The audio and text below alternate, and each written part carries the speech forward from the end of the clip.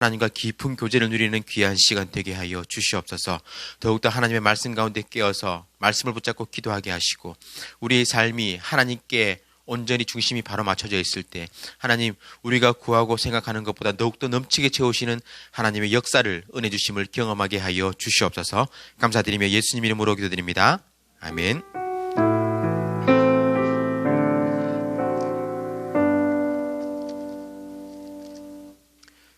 오늘 하나님께서 우리에게 주시는 말씀은 창세기 19장 1절부터 11절까지 말씀입니다.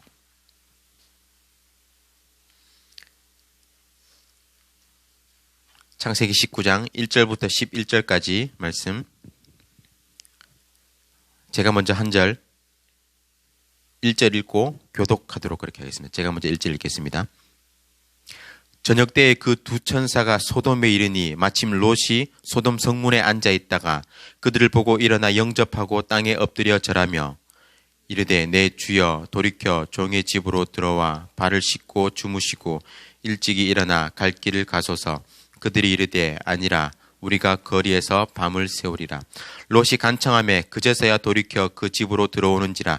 롯이 그들을 위하여 식탁을 베풀고 무교병을 구우니 그들이 먹으니라. 그들이 눕기 전에 그 성사람 곧 소돔 성들이 노소를 막론하고 원근에서 다 모여 그 집을 에워싸고 롯을 부르고 그에게 이르되, 오늘 밤에 내게 온 사람들이 어디 있느냐? 이끌어내라. 우리가 그들을 상관하리라. 롯이 문 밖에 무리에게로 나가서 뒤로 문을 닫고 이르되, 청하노니 내 형제들아, 이런 악을 행하지 말라.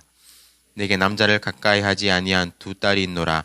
청하건대 내가 그들을 너희에게로 이끌어내리니 너희 눈에 좋을 대로 그들에게 행하고, 이 사람들은 내 집에 들어왔은즉 이 사람들에게는 아무 일도 저지르지 말라. 그들이 이르되, 너는 물러나라. 또 이르되, 이 자가 들어와서 거류하면서 우리의 법관이 되려 하는도다. 이제 우리가 그들보다 너를 더 헤아리라 하고 롯을 밀치며 가까이 가서 그 문을 부수려고 하는지라. 그 사람들이 손을 내밀어 롯을 집으로 이끌어들이고 문을 닫고, 다 같이 읽겠습니다. 문 밖의 무리를 대소를 막론하고 그 눈을 어둡게 하니 그들이 문을 찾느라고 헤매었더라. 아멘.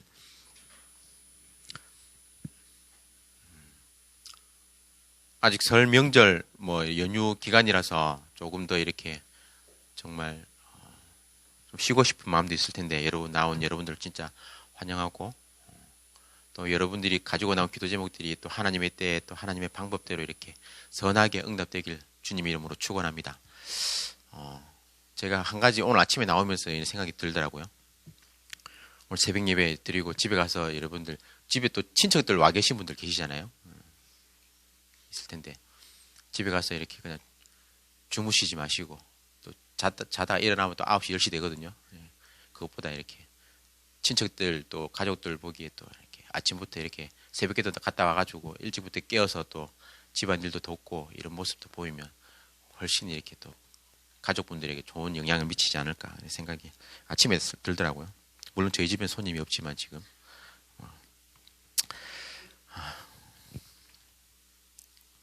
오늘 창세기 19장 1절부터 11절 말씀인데요. 여러분들 많이 들어보셨던 말씀입니다.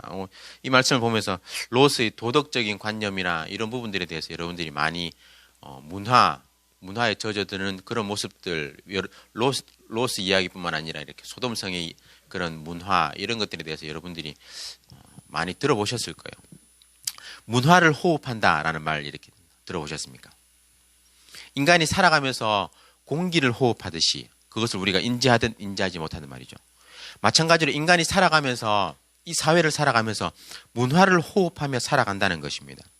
그것을 느끼든 느끼지 못하든 문화의 영향을 받고 또 문화에 젖어서 그렇게 살아간다는 것이죠.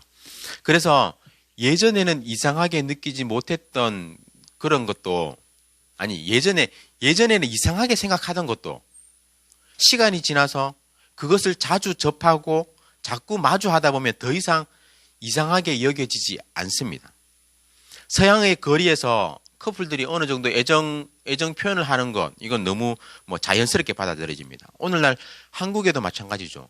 그런데 불과 10수년 전 제가 이렇게 대학교 다닐 때만 해도 길거리에서 사람들이 보는 장소에서 이렇게 뽀뽀하고 키스하고 이런 것들을 정말 저 사람 봐라, 저 봐라 이러면서 막 손가락질하고 막 이랬는데, 요즘은 너무 자연스럽잖아요.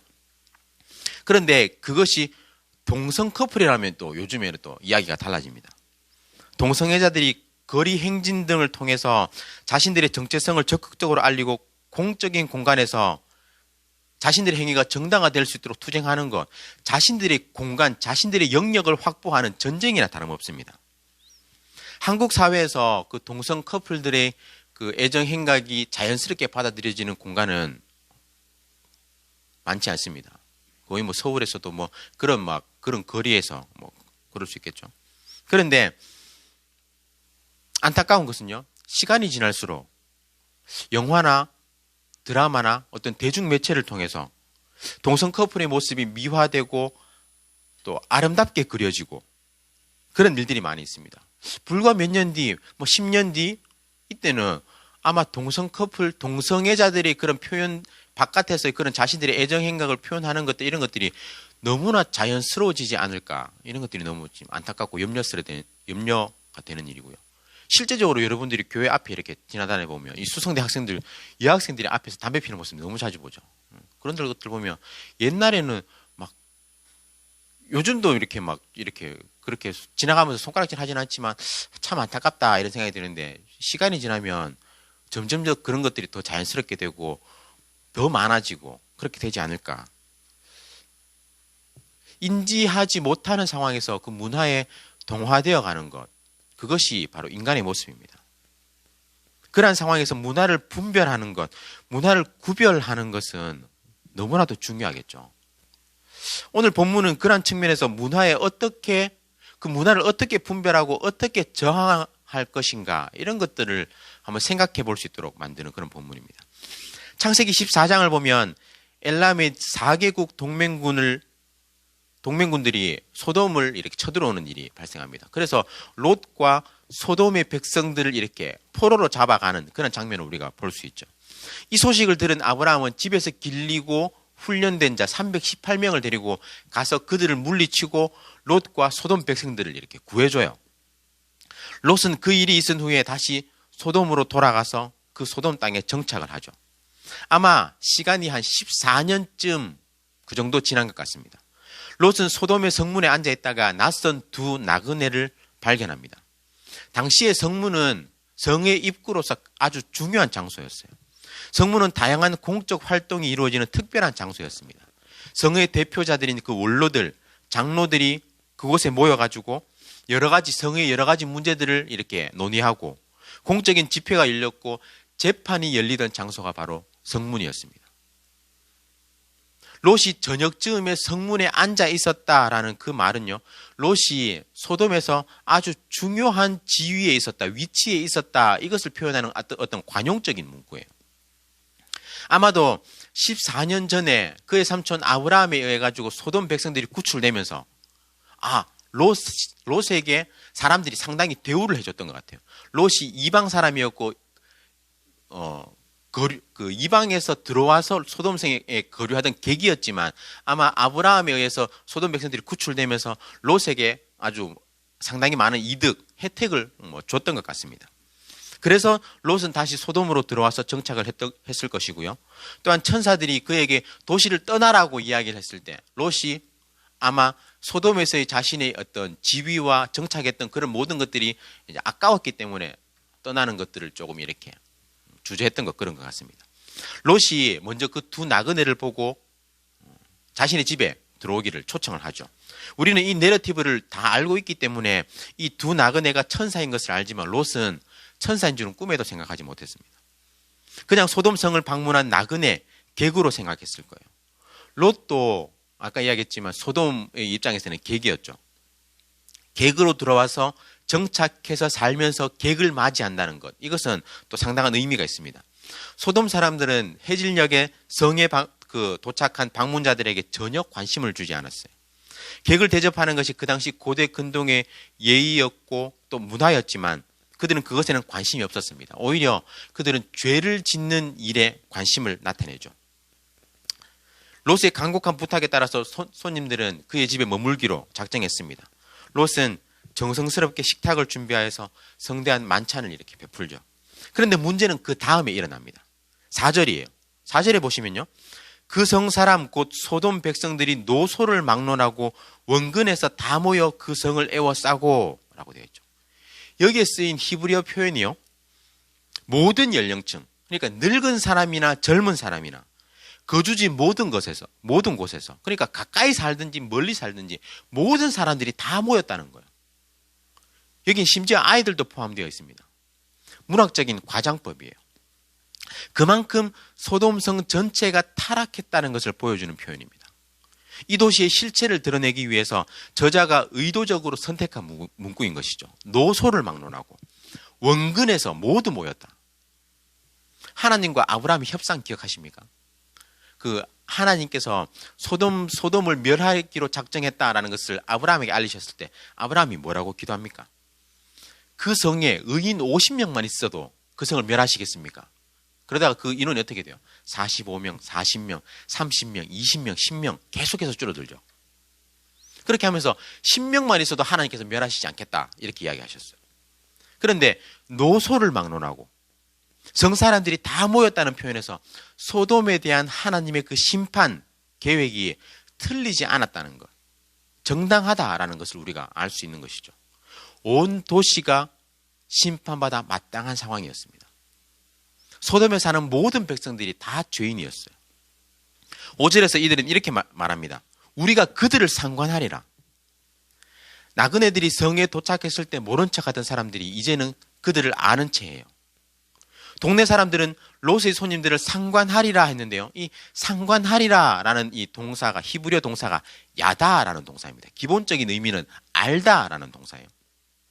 그런데 이 단어가 성경에서 남녀 간에 이렇게 사용될 때는요, 성적인 관계를 의미하는 겁니다. 아담이 하와를 알았더니 하와가 임신했다, 이렇게 성경은 표현해요. 롯이 자신의 두 딸을 내어주면서 남자를 가까이 하지 아니한 딸이라고 이야기할 때도 원어로 보면 남자를 알지 못한 딸입니다. 소돔성 사람들은 롯을 불러내서 손님들을 내보내라고 요청을 하죠. 요구합니다. 그들을 성적으로 유린하겠다고 공공연히 밝힙니다. 물론 소수의 사람들이 그렇게 폭력적인 난동을 부렸을 것이고요, 나머지는 아마 구경꾼이었을 겁니다.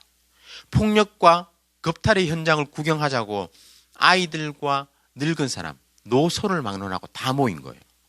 결국 그들도 이 범죄에 가담한 사람들이겠죠. 내가 적극적으로 가담하지 않았으니, 내가 행위로 함께하지 않았으니 나는 죄를 짓지 않아라고 생각하는 분들 계십니까? 절대 아니에요. 히틀러가 유럽에서 유대인들을 모두 쓸어버리려고 모략을 꾸밀 때 독일 안에서부터 나치를 무너뜨리기 위해서 그렇게 계획한, 은밀히 움직이는 소수의 독일인들이 있었습니다. 그 중에 한 명이 본회퍼예요. 본회퍼는 이렇게 이야기했습니다. 악을 보고도 침묵하는 것은 그 자체가 악이다. 하나님은 그런 우리를 죄 없다 하지 않으실 것이다. 악에 맞서 목소리를 내지 않는 것은 악에 동의한다고 말하는 것이다. 악에 맞서 행동에 나서지 않는 것은 악을 위해 행동하는 것이다. 결국 본회퍼는 히틀러 암살 공모에 가담했다가 1945년 플로센비크 강제 수용소에 그곳에서 처형당하게 됩니다. 그는 자신이 알고 또 자신이 믿었던 것을 행동으로, 죽음으로 증명했던 것이죠. 이런 측면에서요, 구경하기 위해서 모인 사람들, 소돔에서 그 장면을, 그 폭력과 겁탈의 행위를 구경하기 위해 모인 노소를 막론하고 모인 그 모든 사람들 모두가 악인이었습니다. 그런 행위, 그런 문화 자체가 그들에게 만연해 있었고 그들에게는 자연스러운 행동이었다는 거예요. 이들이 벌이고자 하는 행위는 놀랍게도요, 여러분들 많이 들어보셨겠지만 동성 성폭력이었습니다. 어떤 사람들은 소돔이 동성애 자체로 비판받는 것이 아니라 어떤 성적인 일탈, 그리고 성폭력이 문제의 핵심이었다고 주장합니다. 또 어떤 학자는 정의가 구현되지 못했던 것, 그것이 문제의 핵심이다라고 이야기해요. 그런데 폭도들이 롯의 딸들은 마다하고 여자들은 거절하고 남자만을 원했던 것을 볼 때 그들의 극단적인 성적 일탈, 동성애의 그 죄악됨을 본문이 강조하고 있다라는 것은 분명합니다. 동성애는 신구약에서 일관되게 가장 극악한 죄로 여기는 그런 죄의 행동이에요. 유다서는 소돔의 동성애를 근원적인 죄로 지목하고 있죠. 유다서 7장 7절에 보면 이렇게 말씀하고 있습니다. 소돔과 고모라와 그 이웃 도시들도 그들과 같은 행동으로 음란하며 다른 육체를 따라가다가 영원한 불의 형벌을 받음으로 거울이 되었느니라. 분명히 이야기하거든요. 로마서도 마찬가지고. 여기서 동성애 자체도 문제였고요. 집단 성폭행, 동성 집단 성폭행 시도 이것 역시 문제였습니다. 소돔 사람들은 동성애 집단적인 성폭행이라는 공격적인 위협과 폭력을 더한 것이죠. 도시 부패가 극에 달한 겁니다. 진짜 심각하죠. 어떻게 이럴 수 있을까 싶은데 롯은 문 밖으로 나가서 문을 굳게 닫든지 그들에게 이런 악을 행하지 말라라고 이야기해요. 롯은 그들의 행위를 분명히 악으로 규정하고 있죠. 롯은 기본적인 신앙에 입각해서 그들과 다른 도덕적인 기준을 가지고 소돔 가운데 살았던 것 같습니다. 소돔 성 사람들은 그들에게 있어서 도덕이 막 무너지고 그들 가운데 악이 만연했지만 롯이 그 가운데 살아가면서 롯은 아마 그들과는 다른 삶을 살았던 것 같아요. 대다수가 결정한 일이라고 해서 결코 옳은 일이 아닙니다. 옳고 그름은 다수의 결정이 아닌 절대적인 가치관, 즉 하나님이 정해주신 그 원리에 입각해서 판단해야 되는 것이죠. 오늘날 민주주의, 다수결의 원칙에 영향을 받으며 살아가는 우리가 매우 주의해야 할 부분입니다. 많이 모여서 목소리를 높이면 그것이 정의인 것처럼 보이는 시대, 그런 시대가 오늘의 시대예요.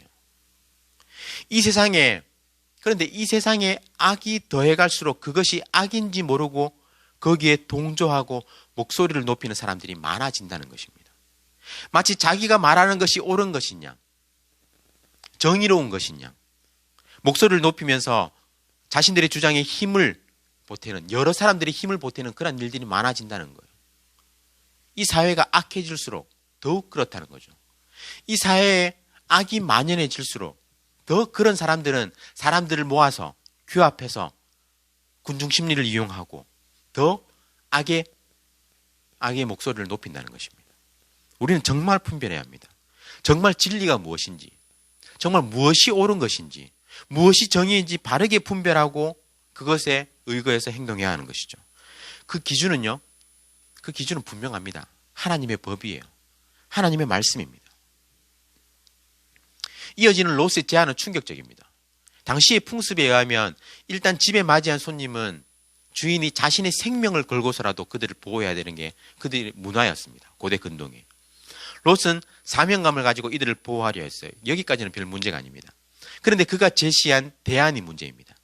그는 아직 처녀인 두 딸을 내놓을 테니 나그네들을 건드리지 말라고 타협안을 제시합니다. 결혼하지 않은 두 딸을 내어주겠다는 롯의 제안. 여러분들 어떻게 생각하세요? 너무 충격적이지 않습니까? 현대인의 관점에서 보면 가족보다 더 우선시되는 것은, 중요하게 생각하는 것은 없습니다. 그런데 우리가 이 제안을 어떻게 이해할 수 있을까요? 이렇게 매정하고 무자비한 아버지가 있을까요? 자신의 집에 온 손님을 보호하기 위해서 자신의 두 딸을 내어준다는 아버지. 어떻게 이해할 수 있겠습니까? 그 당시에는 가장이 절대적인 권한을 가졌었고 딸들은 매우 낮은 위치에 있었습니다. 롯의 제안은 이러한 가치관을 반영하는 그러한 사회에서 어쩔 수 없는 상황에 처한 그 사람이 유일하게 할 수 있는 그러한 방법으로 해석되기도 합니다. 하지만 당시 사회적인 정황을 감안한다 하더라도 롯의 행동을 바람직한 행위로 간주하기는 어렵습니다. 두 딸과 자신 집에 온 손님, 누가 더 중요할까요? 그 어떤 선택도 롯의 입장에서는 결코 쉬운 선택이 아니었어요. 말 그대로 진퇴양난이었을 겁니다. 어떤 선택을 하더라도 롯은 잘못된 선택을 하는 거예요. 그래서 많은 사람들이 롯을 참담한 죄인, 소돔과 고모라의 소돔에 살았던 사람들과 별반 다를 것 없는 그들의 문화에 젖어 있던 그런 사람으로 이렇게 해석하기도 합니다. 그리고 이것을 살면서 어느덧 소돔화된 그런 가치관, 문화에 젖어 살아가고 있었다. 그런 가치관에 따라 이런 상황에서 딸들을 내놓은 것이라고 보는 것입니다. 그런데 우리는 처음부터 이렇게 봤잖아요. 설교를 시작하면서 롯이 소돔 사람들과 달리 바깥에서 들어온 그 객을 대접하고자 했고, 또 그들을 보호하려고 했고, 또 소돔성 사람들이 막 몰려들었을 때 이런 악을 행하지 말라라고 이야기하는 것을 통해서 롯이 결코 소돔 사람들과 같은 그러한 문화에 젖어 있지 않다라는 것을 우리가 말씀을 통해서 보았습니다. 어떤 대답이 가능할까요? 어떤 대답이 우리에게 가능하겠습니까? 롯의 딸들에게는 이미 약혼자들이 있었어요. 롯의 집으로 몰려온 도시 사람들이 이것을 모를 리 없었겠죠. 약혼도 당시에는 법적으로 이미 결혼한 그런 상태로 이렇게 인정받았습니다. 고대 근동의 법전들은 한결같이 약혼한 여자를 강간하는 자는 사형에 처하도록 했습니다. 롯이 딸들을 내놓겠다고 말할 때 이 사람들이 딸들이 약혼한 것을 알았을 것이고요. 또 딸들의 남편들 사람들의 얼굴을 보아서라도 함부로 그 딸들을 취급하지 못하리라. 롯은 아마 이렇게 생각했을 거예요. 롯은 소돔 사람들이 그의 절충안을 받아들이기만 하면 내 딸들을 내어놓겠다라고 이야기할 때 그 사람들이 그냥 돌아가지 않을까라고 생각했던 것이죠. 그것이 가장 합리적인 생각인 것 같습니다.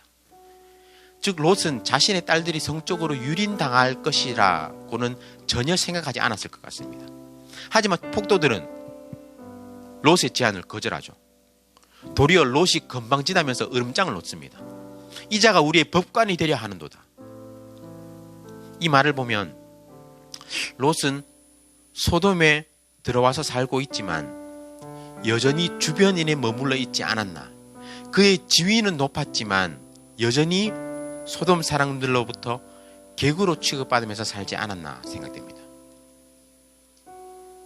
폭도들이 문을 부수면서 들어오려고 하자 두 천사는 급히 롯을 집으로 끌어들인 후에 문을 닫습니다. 노아가 방주에 들어가자 하나님께서 방주의 문을 닫으셨듯이 롯을 집으로 끌어들인 후에 천사들은 롯의 집의 문을 닫습니다. 그리고 천사들은 그 무리들의 눈을 멀게 만들어요. 그들은 짐승처럼 욕망에 이끌려서 힘을 믿으며 사는 사람들이었습니다. 영적인 소경이었어요. 그런데 하나님은 그 영적 소경의 육적인 눈까지 어둡게 만드셨습니다. 눈이 어두워졌음에도 불구하고 정욕의 불을 끄지 못해서 문을 찾기 위해서 허우적거리면서 문을 더듬는 손을 허우적대는 그런 모습, 너무나도 어리석은 모습이고 너무나도 안타까운 모습이죠. 우리에게 혹시 이런 모습이 있지는 않습니까?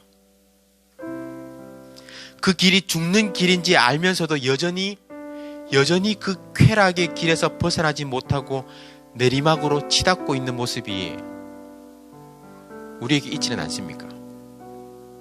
이것이 죄인지 알면서도 여전히 그 가운데 머물러 있으려 하고 더욱더 그 자리를 공고히 하려고 발버둥 치고 있다면 우리는 소돔성 사람들과 별반 다를 것이 없는 거예요.